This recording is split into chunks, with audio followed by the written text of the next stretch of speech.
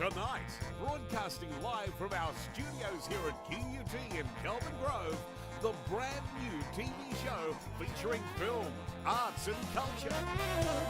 It's time for Late Night Viewpoint. Hello, and welcome to this very special live broadcast edition of Late Night Viewpoint. I'm your host, Kent, and we have a show full of the latest points of view about film, art and culture from around the world, with a special look at what's happening right here in beautiful Brisbane. And joining me tonight on my left is Isabella and Caleb. And on my right, please welcome Tristan and Clayton. Okay, let's get started on Late Night Viewpoint with our first topic, our live action remakes, a good idea.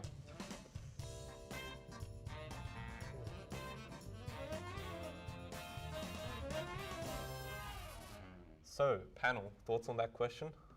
Ooh. I hate, honestly, how lazy they are with the live action stuff, especially Disney. I think there was a show that was released in cartoon, and then 3 years later, live action already. I think it was Moana, if you know. Yeah, and it's they're running out of ideas. There's nothing original anymore from the old time in Disney. It's what's going on? I agree with Clayton on that one. They're just, it's such a nothing sort of content. I don't understand how they make money. It's just watch the original.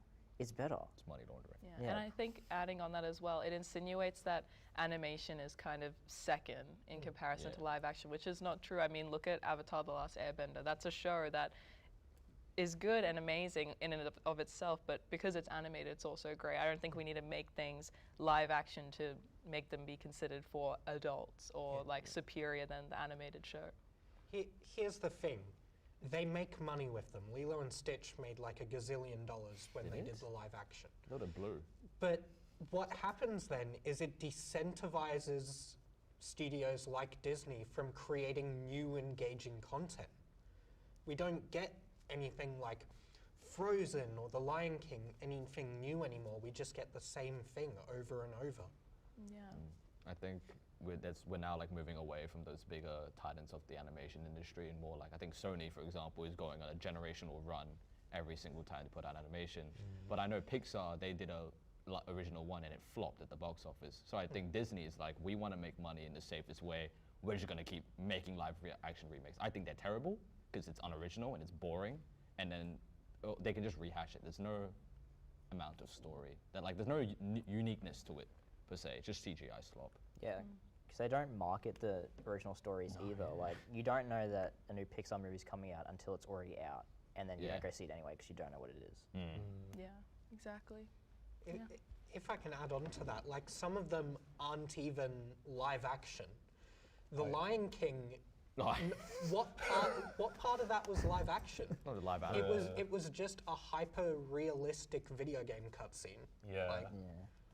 But it didn't it get $1 billion in the box office from CGI? Isn't it? So much money. Isn't there a sequel to that? I With hope us, not. or Yeah, prequel? we've They heard did a that. Disney Yeah. Plus series. Disney Plus needs to die. Sorry, Yeah. burn. Just terrible platform. Yeah.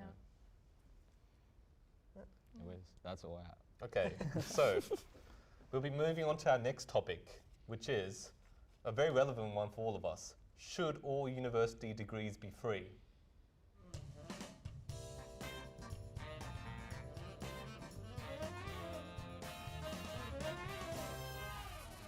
So obviously a very hot button topic. I'd like to know what the panel thinks about that one. Obviously it's against my best interest to say they shouldn't, but at the same time, if they're not getting any funding from us, where is all of this coming from? Government. Sorry. And where's the government getting that? Well, for one, I pay for uni. I don't know. I am not a citizen. I don't have HEX. So I have to pay up front every month for each semester. So, and I think that they are public unis. They exist. But if I'm paying taxes, I want my taxes to go to something, and I would gladly pay more taxes if I can educate the next generation, because all the info you can get in uni is already free online. You can be as qualified as you want with enough research because everything's out there. It's just that what we're paying for is the, I guess, more streamlined teaching and the facilities that come with university. But if like anyone can study to become a doctor. It's just that they don't get certified. And if I know, like we have to pay it. That's how they get funding. But the government can absolutely do it.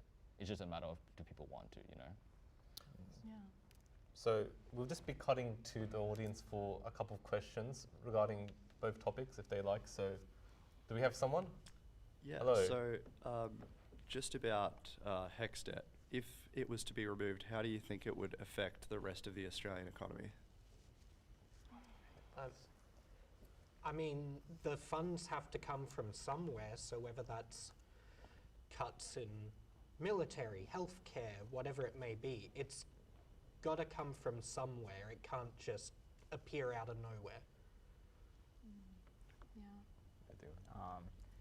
Just to add on to that, I guess it depends what they would plan to cut. If they were to make university free and remove HEX debt, they would have to cut something that also would be considered non-essential, because obviously if the cuts came from healthcare, that wouldn't be worth it. Okay. I personally wouldn't think. Yeah. Thank you. Just like moving on to the next audience member question. So, hello. Yeah, hello. How do you guys feel about the 20% off of student loans that was released like last year? That's for all past debt, so it doesn't. I don't think it applies for new debt. So, how much has that affected you guys, or do you think it should be ongoing? It affects me a little bit because I have a prior degree, but I know next to nothing about it. I feel like it's sort of something that's been brought up, but there hasn't been much education on what it actually means and what it does. Yeah, I didn't even Yeah. know that there was a 20% I cut don't have to access. student loans. I think it'd be good to keep us paying for uni if it would go towards funding things like PECs and placements and internships, where I feel like I'd be happy to continue paying if nurses and teachers could get paid on placement, which they have tried to introduce, but it's only about $300 a week, which is not substantial. Okay. So, moving on to the next question. Yeah, so ChatGPT asks, would making Queensland universities free improve access to education, or would it place an unsustainable burden on taxpayers? Interesting question from ChatGPT. Yeah. I think we could probably cut a lot of funding for stuff like AI, which isn't really a necessity, Amen. and then put it towards that. I feel like AI is such an anti-necessity, and I feel like we don't need it in unis either. I think To go off topic. I think that we should stop using AI in uni, and it's taking brain power away from all of us, and that it's just a work, like they are cutting parts of university to fund what I would say is just nonsense. And I just want to go back on it. I think if the government can do free TAFE, I know it's in small bits, there's absolutely a way for them to make universities some form, like rollout of some form of free alternative. Because it's doing it with free TAFE, and there's people who are benefiting from getting like certificate in like nursing or other one of those And- occupations. And I feel like there's a lot of industries where there's a big deficit in what's required and what we actually have in the workforce, like doctors and that, where if the study fees were free, it would incentivize a lot more people to actually study, and thus even if, let's say, 10% of them drop out, you've still got a lot more people going in to actually study because they have the financial means to now. Yeah, like, yeah, based on that, like they could definitely just make certain degrees that they definitely need now free. Yeah. Yeah. Yeah. Right. So, some very interesting thoughts on two very different topics, but it's been some really insightful. So, well, I think that comes to the end of our show, and so please thank my wonderful guests, Clayton, Tristan, Isabella, and Caleb. And would you be interested in coming again? Yeah, absolutely. Yeah. Nah. Yeah.